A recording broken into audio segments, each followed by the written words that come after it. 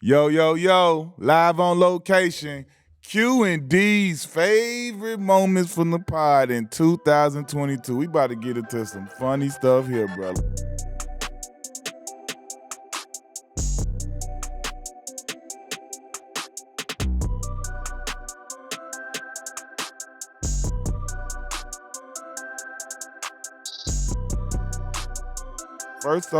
First and foremost, we got to set it off with my pick is Andre Miller. Who? Andre Miller. I had to mess with him. Andre Miller, my main man. Spent a year with him with the Clips. Yep. He had one of the I got traded for him. Traded for Swabity. That's right. D Swabity got traded for Drake. I ain't like that shit. Nobody liked it. But, you know, it is what it is, the business of the NBA.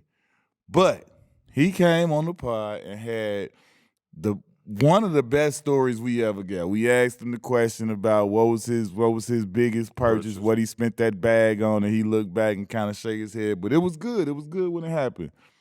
Man, the man said $300,000 cash, and he threw a house party. Yeah. And passed out ducats to the family. Yeah. Instead of us explaining, we need to go and let them just see it. Just watch this. Y'all gotta see this clip. It's listen. Just run that. This is what I like to ask. When you got that bad, I know you took care of Mom Dukes and you was self-proclaimed cheapskate. At what point, if ever, did you step out? Like, when did Dre do something with the bag? Do something that you look back on like, man, I was tripping. Man, I was wilding right there, but you enjoyed it. Man, I get a contract. And real talk, like I probably went to the bank. I still remember this. I had a party, the Sacramento house party. Got a new house. Invite family and friends up. This 2002. And I actually went to the bank and got out $300,000. Ooh, okay. I'm impressed already. It's the truth. You know, this is my therapy. And cash. This is my therapy. Cash. Cash. And look, boy, when I say family, my great-grandparents had 18, 20 kids. When I tell you, everybody showed up at their house, and I passed out all that bread. That's when I knew I was tripping. Wait, so I gave it all away. I gave it all away. To everybody. Everybody, look, people, I came back Caprice on 20s, you know, all kinds of whips. Everybody got diamond earrings in their ear. And I only went to sleep for like 2 hours. I only took a nap for 2 hours. That money was gone. They was gone. I handed out, look, envelopes with names on them. Yeah.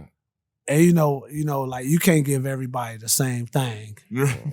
Like I was dispersing it the right way. Yeah. Anyway, here you go, 20. Everybody get 20. No, some people get 50. Some people get 40. Boy, oh boy, they was fighting and everything. And when I woke up, shoot, everybody had whips, grills. You know, grills was real popular.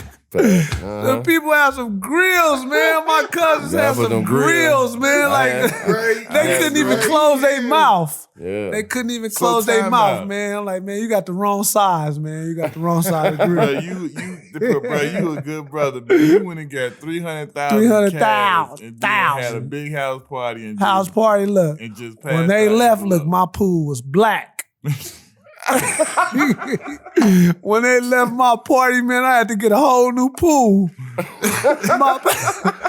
My pool was black, and I gave away $300,000 in cash. Wow. So up next, man, we had to moving right along. We had to pull up on that Lou Will clip when he told the legendary story about how he first found out that best rapper Drake, in the world, best rapper in the world, Drake was about to have him in the song, and it was gonna be a whole song about him. And yeah, he just told him to pull up to. You know what? Just run the clip. That's better if they just see it than me trying to explain the shit, huh? Most definitely. To be playing out there and have the #1 rapper have a song named after you. That was a good year, man. To have a #1 rapper name a song, that's one of my favorite songs on the album. Like, How was that to, Where were you when you your, first heard your it? song is different than when Drake usually name drop or so forth on. Like you on the chorus. Like No, I you had a say Lou Will soundtrack. the whole Yeah, I had a sound. I had a soundtrack. That was Where was you at when you first heard it? Or when you heard that this was He played it for me the very first time I heard it. He played it for me. What's that like? He hit me. It was like, Is yo, this cool? I'm working on something. Can you pull up to the condo? So I pulled up. Me and my cousin pulled up on him, came to his condo. And no bullshit, he's sitting in his living room recording himself. Like he recording his own album. You know what I'm saying? So it come on. Boom, another salmonella. I'm like, so he like, is it cool? Like what I said? I'm like, man, right. Let's go. We're worried about everything else later. Like, but we gotta have that look. You know what I'm saying? We gotta have that look. I wish I don't know whatever happened to the video. He might have shot a video, was thinking about it, but I did some for Drake that went against all my mama rules, dog. So my mama got like for lack of a better word, I ain't gonna call it a shrine, but my mom got like a mini museum in her house of me. Yeah. Like she got all my youth trophies. Yeah. Everything. They clip That's what everybody Mama got everything. Everything. The shit is actually impressive. Like AI stuff, Kobe stuff, she got it. It's incredible. But she has my original high school jersey in a frame in that room. Yeah. Drake like, yo, you think you got a jersey I could wear for the video? I told Mama, hey, we gotta take that out the frame. Like it gotta come out the frame. It's part of. She like, boy, you crazy. I'm like, nah. I'm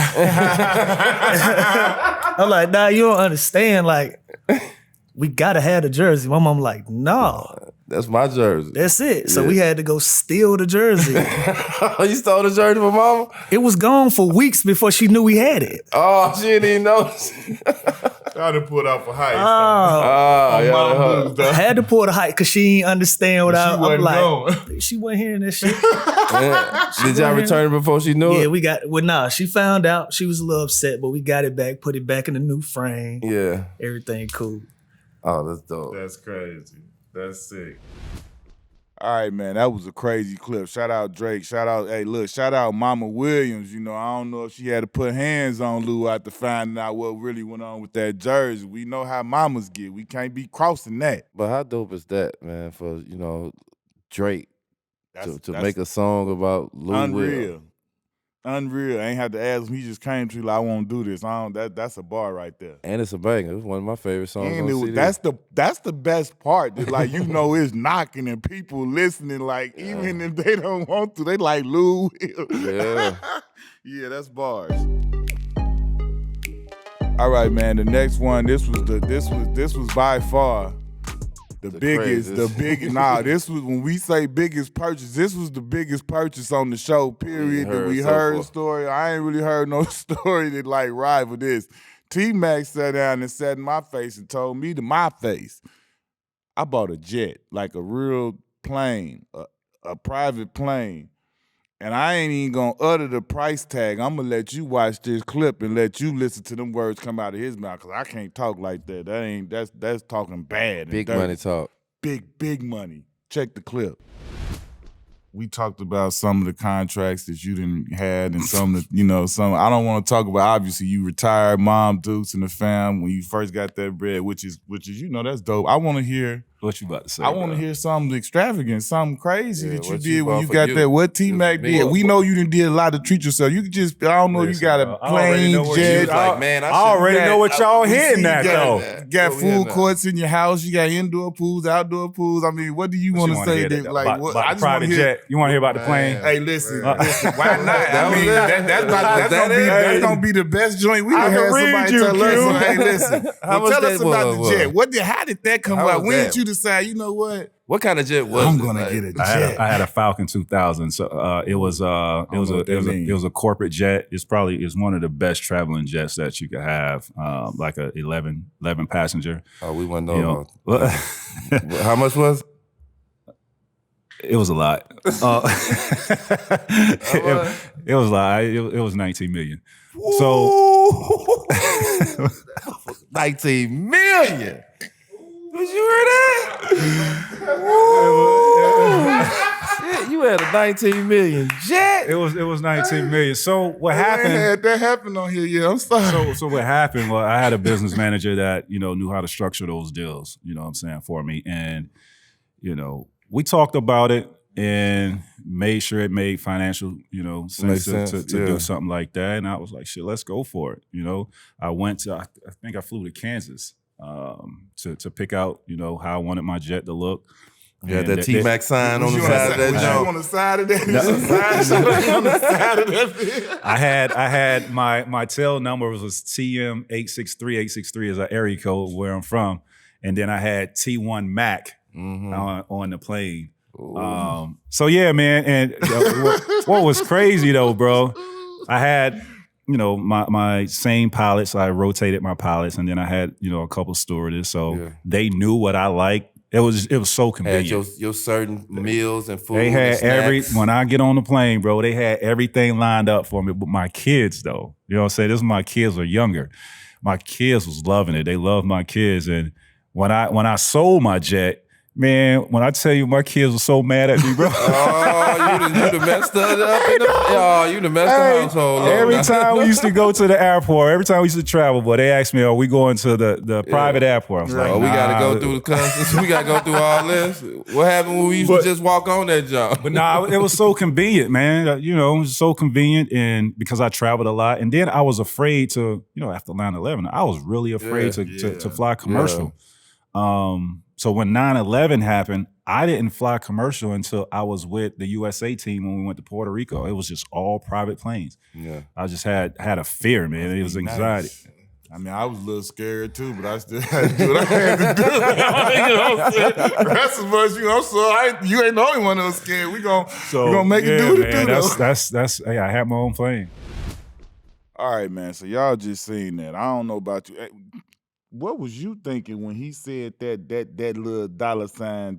What was that? Just chills ran through my body after he said it. I just had to ask him again, like, what you say? How much? You seen how I reacted. I had to leave. I had to walk that thing off. I couldn't believe it. Yeah. Crazy. This next clip, Teresa Weatherspoon, she just her voice and her energy just always lights up and inspire the room. To hear what she said in this next clip it touched me. It was deep. I really enjoyed it. So I want everybody to check it out.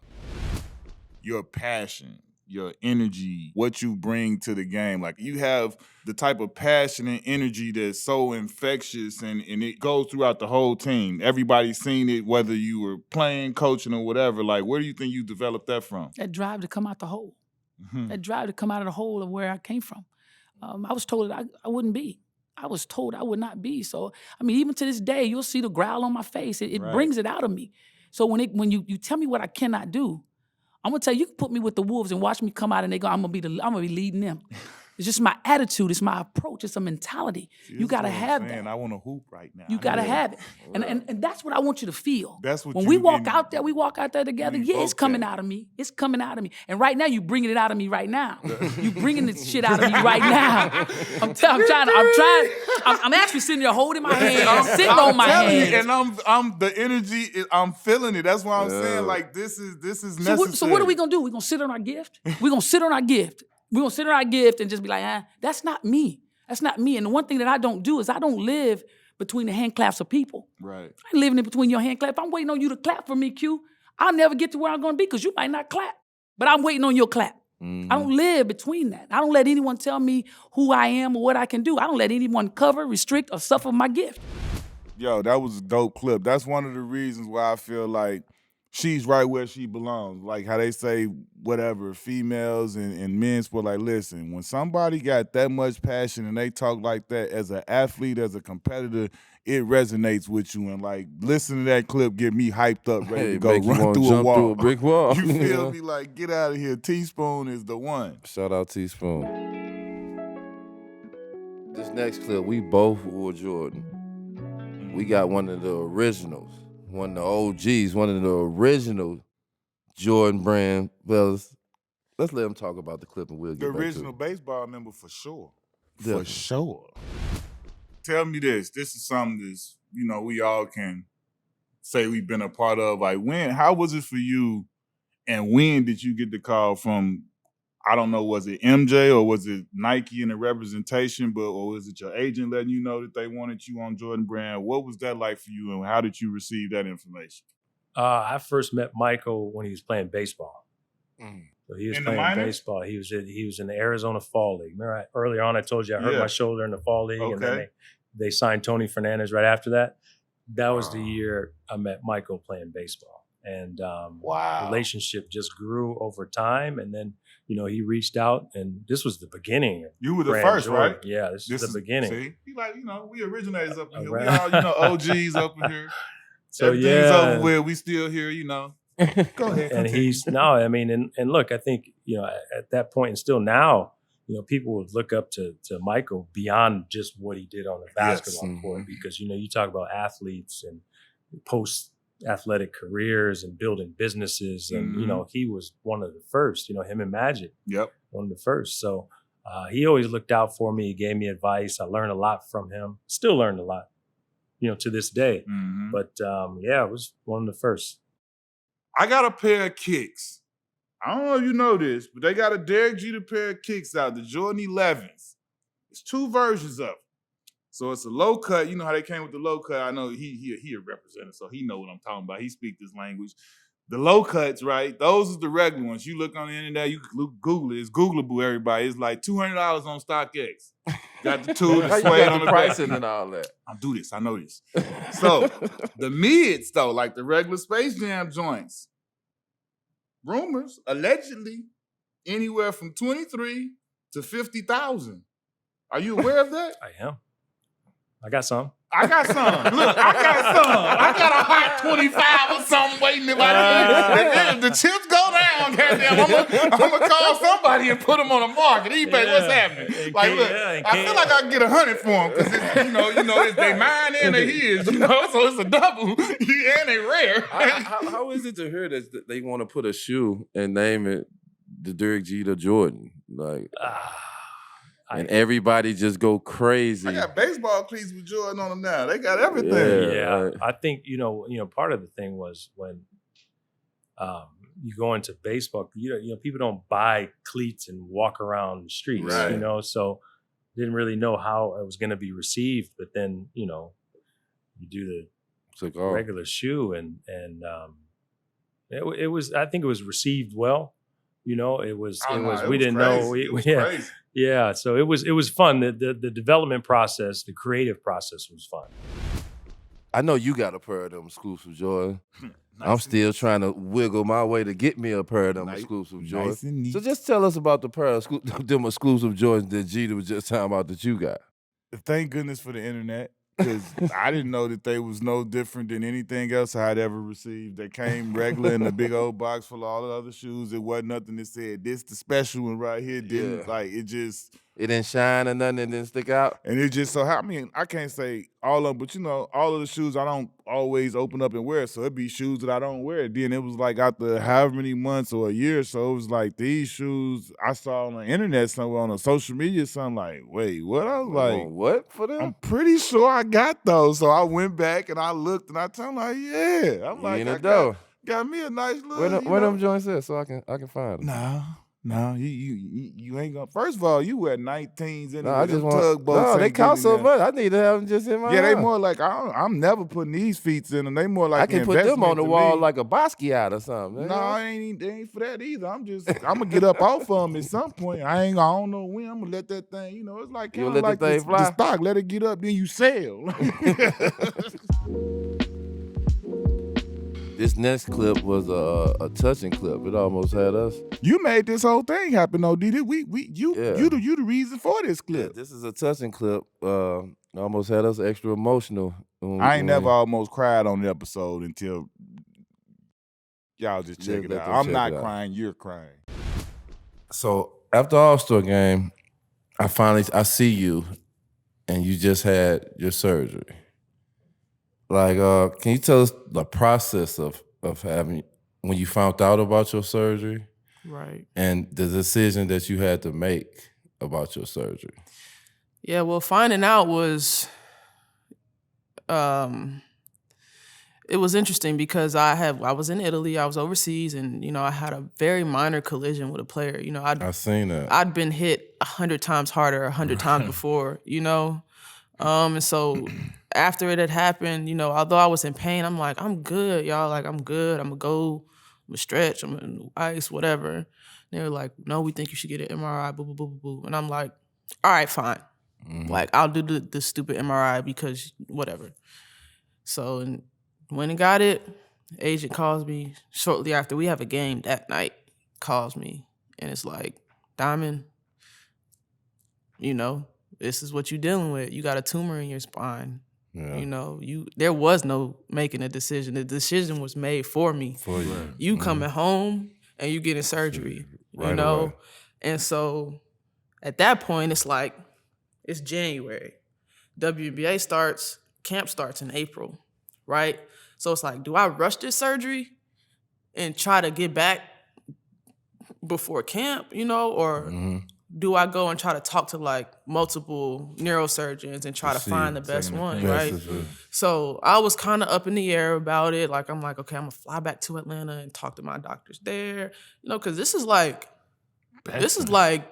career-defining surgeries that's about to take place, and like I'm still just being very optimistic about it, you know, and so ended up working out so that I could go to Chicago and get the surgery done, and you know that operation was nothing like what you thought it was. What I thought it was gonna be. You know, it was like those 3 hours that I was supposed to be in there, those 3 months of recovery that I was supposed to have, you know, turned into 9 hours, turned into 2 years, you know, and I still got residual nerve damage. And, you know, so, but by the grace of God, you know, like I'm here, you know, and I'm able to play and I'm able to walk around Breathe, and like smile. I'm able to smile and laugh. Like, you know, like laying in that bed, you can't laugh. Yeah. You can't Had sneeze. you ever had any operations before? Any surgeries? I mean, yeah, like I had a tibial rod surgery before, you know, it's like, not to downplay it, like that was tough to come back from too, but like. Back, like what you, just like that, back in general, but like yours is even more serious because like you say, that was like career defining, so like. It was hard, man. I knew that telling the story prematurely would have added way too much pressure onto what I was already dealing with. And I just did not feel comfortable at the time, right? This is pre-COVID, right? So after my surgery, the whole world stopped. Right, that's right. You know? And so part of me was thinking and hoping like, okay, I got time. I can come back from it and like, nobody got to know about it. Right. You know, so part of it was that. And then George Floyd, Black Lives Matter. I was like, this is not important to be talking about right now, to be talking about myself, to be bringing any attention to me when we try, like it's a lot going on right now. So there were like a lot of things that played into me, like keeping my silence. But the biggest thing really was like, until I have my triumph, you know, until I have my, like, I overcame this, you know. Now I can talk about it, right? Like this is the first interview I'm doing talking about it, you know? So this just what was that, Friday? Yeah, so, you know, this is like, you know, it's like, like you can breathe. That was a good moment for me to sit there and watch that her E60 on TV and then get the opportunity to interview her and be around her and just see the emotion in her of the journey that she's trying to get to, man. That was dope. That was one of my favorite interviews to do. Nah, I felt like it was supposed to happen. The way it came together so quick, you saw it, and then it was like boom, bam, boom, we sitting here with it. And it was like all of that. Like I watched it right before, and then it was like to be sitting there, like you said, before then we had never been moved. We had never talked about anything deep enough to be moved to almost cry or have somebody crying on the episode. So like that was definitely a deep, you know, touching moment, a real touching, emotional moment and episode when she was just speaking on all that she went through, and then to be back doing her thing. It was a dope interview, man. Yeah, shout out to Dime. I'm glad we did. Word up. Now, the greatest shooter in the world and told everybody stop taking them deep threes because he didn't give that permission at all. Yeah, please watch this clip, especially the young generation. Tell me this, like, how do it feel? I know you're a humble dude, right? But how do it feel to get to the point to where people feel like you changed the game of basketball, like globally? Like you changed the way little kid like Mike had guys going out there trying to be like Mike and do crazy dunks and layups. Like now, I don't care where you go. You turn on Baller's Life, any of the Hoop mixtape, all of the stuff. You go, you see kids trying to be Steph Curry, trying to come down, pull from wherever, whether they had any business doing it or not. You got the whole world trying to do that. I'm going to use this moment to get on my soapbox and stop tagging me in all these horrible basketball clips of people taking bad shots, talking about I ruined the game. I did not tell y'all to shoot that shot. I did not say shoot that shot. Public service announcement. There was one the other day, Isaiah Quigley took a shot in transition. I probably would have shot that shot, but I did not tell him to shoot that shot. And they just tagged me left and right, like, yo, you've ruined the game. Thanks, Steph. I'm like, yo. You the guru. They send them all to you. No, I just play a bit. It's funny, though, because I appreciate I shouldn't say, the ability to change the way people approach the game is unreal, because the three-point shot and just shooting the basketball it's a skill that everybody can work on. Like you can get better at that. Like I truly believe that. How much better, who knows? But not everybody can just go do calf raises and feel like you can get a 40-inch vert. Nobody can grow 6 inches like that. Yeah. You can shoot the ball, and no matter what level you play, what league it is, How big you are. it don't matter. Everybody, that's a common thread amongst basketball players. You have to be able to shoot the ball. So to have affected that skill set in the game, which is probably the most important in the game, like that's dope. And it's also the responsibility of being able to teach the next generation and make sure that messaging is there for them, that is possible. Like I've stretched the imagination and the creativity of what you can do on the basketball floor, but don't skip. You see me over here, don't skip this part. This part's the work. My appreciation for that was that, like, it was finally, like a situation where he stared into the camera and he wanted to address it because he had seen enough and heard enough about Steph Curry has ruined basketball and he's done this, and it's like he wanted to like say on the record, I never told nobody to go do this or do that or try and do the lie. He puts in an unreal amount of work and effort to be able to do the things he do, and as easy as he makes it look, I think everybody's finding out it's not that easy and it ain't for everybody. And then you see them 5 full court shots he hit, just slinging the ball. That was fake, man. Like, didn't you see that? We gonna go ahead and roll to the next thing. He bringing foolishness into the equation, man. Come on. All right, this next moment we gonna talk about, man. We both was sitting at home. Neither one of us in the league. We watching this like fans of the game, and I'm talking about both of us jumping up and out our seat when Mr. Vince Sanity, he talked to us and he told a story about just the whole night of the dunk contest and his whole experience, man. Like just to listen to it from his perspective, y'all boys check it out and just see what he's saying, because it's all that. We got to San Francisco, because we stayed in San Fran and had to go over. We get out the day of the dunk contest. We're getting looking for our car. All these cars, everybody was signing a car, blah, blah, blah. So we going down, can't find a car. No car there. No, we got such and such. Where our car? We finally get there. We miss our practice time in dunk contest. Oh. We missed our practice time. So now I'm like, this is what all I wanted to do. Make it to the league, get it. But we talking about this to show the world, like this is. I've had these on tape. I used to practice holding the trophy up, shaking David Stern hand, all this stuff, man. Because like this is, as a dunker, this is it. All-Star Weekend, people come to see Saturday night dunk contest. You know what I'm saying? So the dunk routine that I had, I scrapped it. So that dunk, I had. What was you gonna do? I don't even remember. It wasn't good enough. My point. I got there and I looked around. I'm seeing everybody sitting courtside. I was like, bro, like waiting on win. Probably a little windmill, fleeners, like that ain't gonna win. They ain't gonna win. The reverse like I did in high school, I was going, as a first dunk, I seen that before. Yeah. For some reason, bro, I got down there and I said, I'm hyping them. I'm on 10,000. Right. I was just. Did it happen when you sat on the little stump That's like when I feel like, oh shit. when that dunk facts, and I'm sitting there, I'm like, man, I still did not know what I was gonna do sitting on that stump. Not sure. So I walked it off and I was like, this 360, let's go. So in my mind, it's a wing. I'm winging. I'm taking a shot because I didn't think I could make it, but I was so hyped, bro. I literally felt like I could touch the top of the backboard and do something like that. After you dunked it, you jumped Again. so high. I could have dunked it again.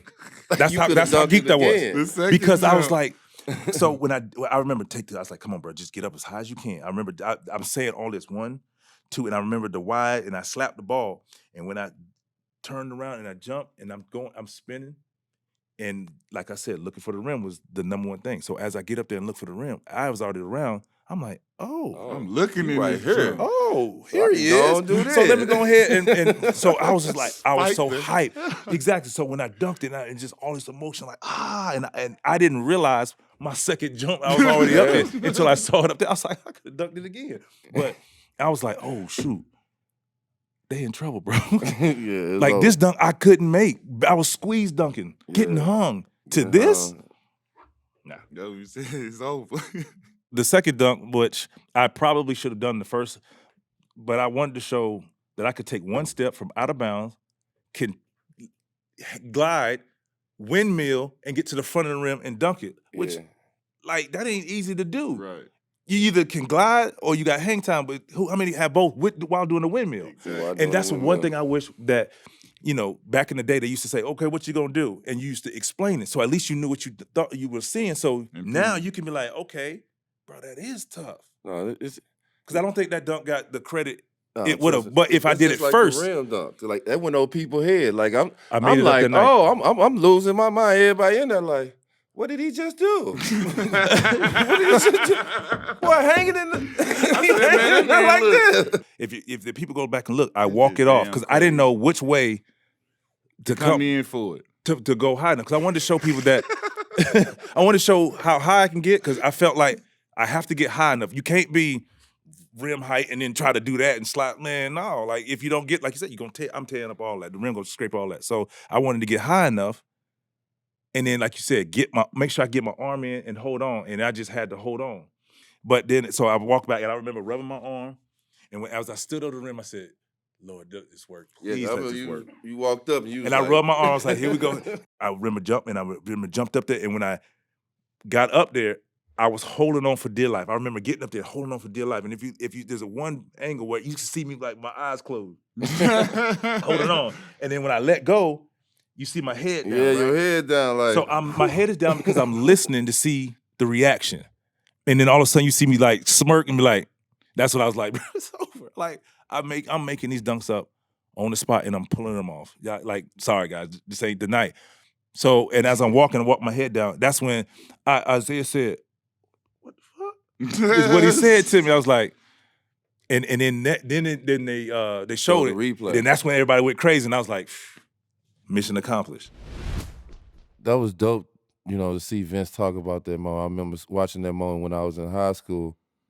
But it's even doper to have him on, and he was our 100th episode this year. Like, what you think about that? He marked the goal, and we got a gold NFT for that 100th episode. They didn't know about it. The whole thing was dope, but I think the dopest thing was them backstories that you don't know. Him talking about being in the car, going across the talking bridge, to T-Mac, and then like not getting the chance to warm up, and then like as he telling the story in real time, like when he started getting out there getting stretched, and then he say he went up there the one time, he felt that he like, oh, I'm jumping, it's about to be on. Then like I'm loose, and I didn't even expect to be because of all of the circumstances. Just to hear that backstory, like this could have not happened in some type of way, and then to know that T-Mac never really wanted to do it, and the show he put on, and just to hear that perspective was super dope to me, man. Because like that was one of the best dunk contests of all time, and obviously Vince's performance was, but like the rest of the guys all put it on the show too. So it was shout out Steve Francis, T-Mac, Yeah. everybody else who got up in there.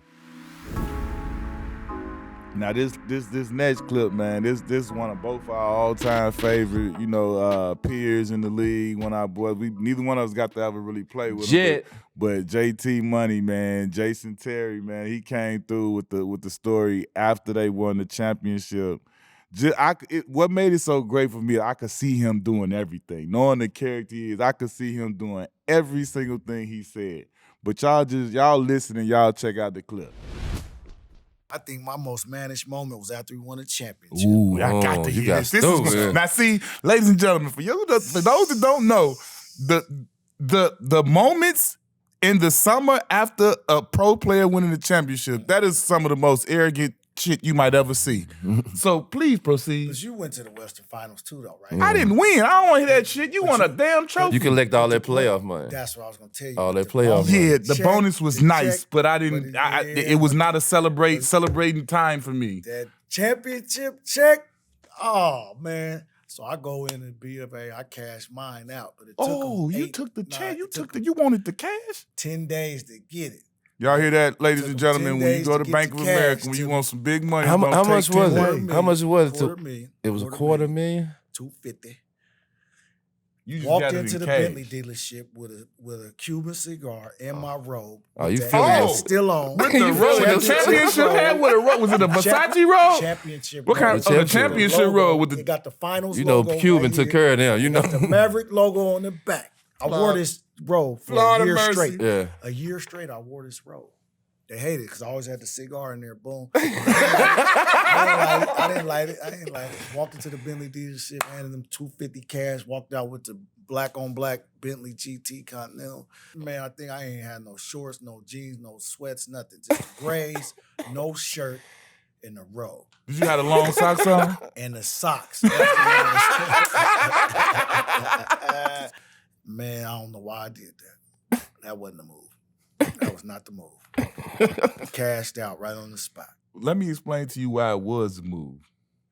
Number one, because you're still good today. You deserved it. No. I'm gonna tell you because you good. Listen, 3 years after retirement, not the move.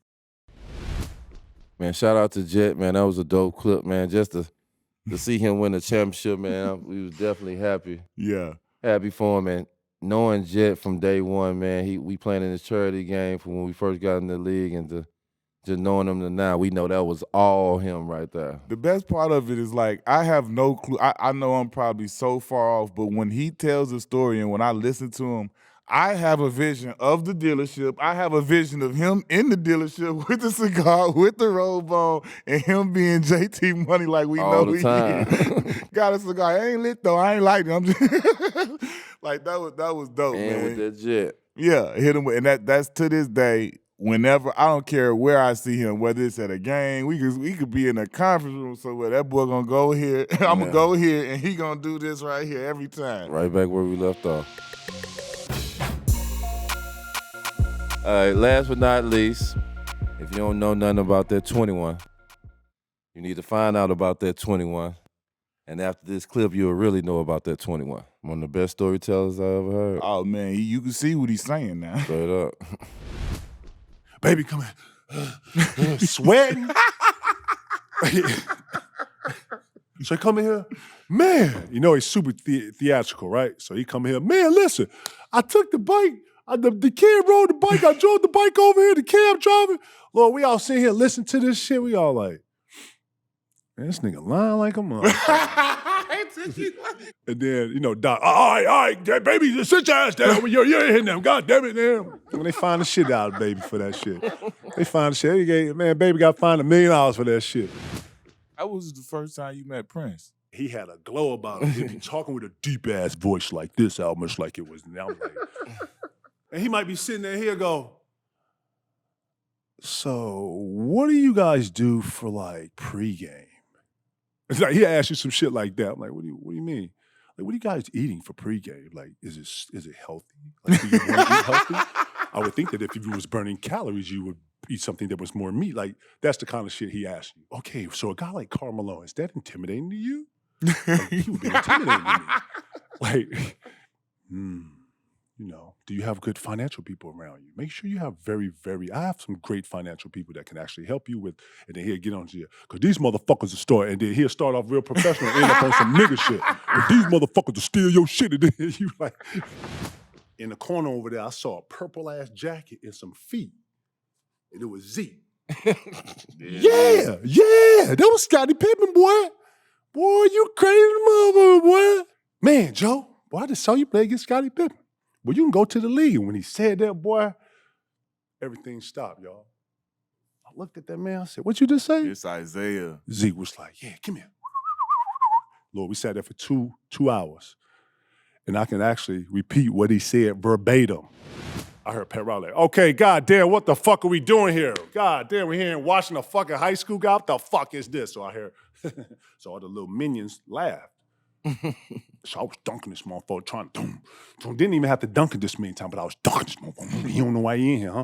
He don't know why he in here. Okay, that's enough. And I was dunking it, boom, and I dunked that motherfucker, and I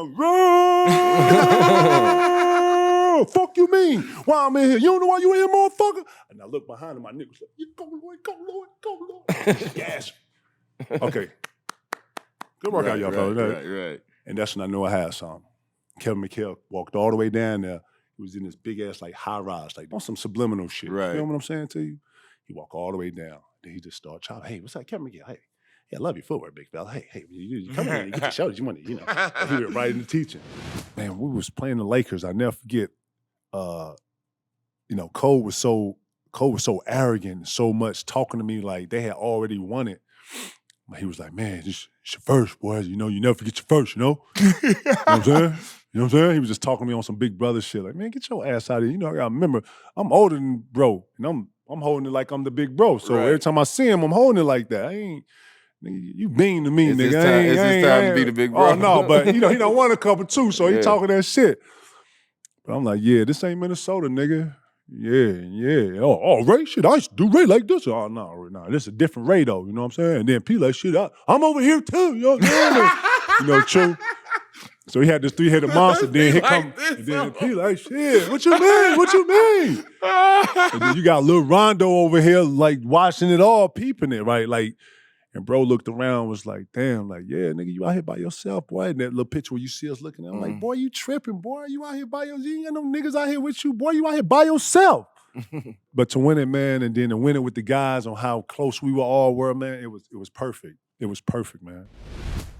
Yeah, man, I think the thing that I loved about that episode is just it was unfiltered. It was authentic KG. Anytime you listen to him talk and you the hear beat him, button broke. The man, listen, the man was doing, I knew it was on when 15, 20 minutes into the episode, he was sweating. I said, yeah, this is about to be one. He was in his bag, and he was, the funny thing that I don't think a lot of people knew is how, you know what I'm saying, how he do the impressions, how he be talking. He bust right out into a voice, and like when he was doing Paul, the West Coast voice, or, you know what I'm saying, or Rondo.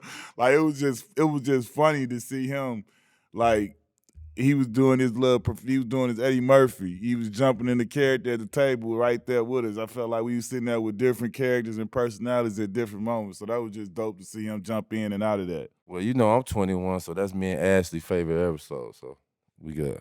Oh, okay. All right, man, that's a wrap on Q&D's favorite moments from 2022, man. A lot of dope moments in there.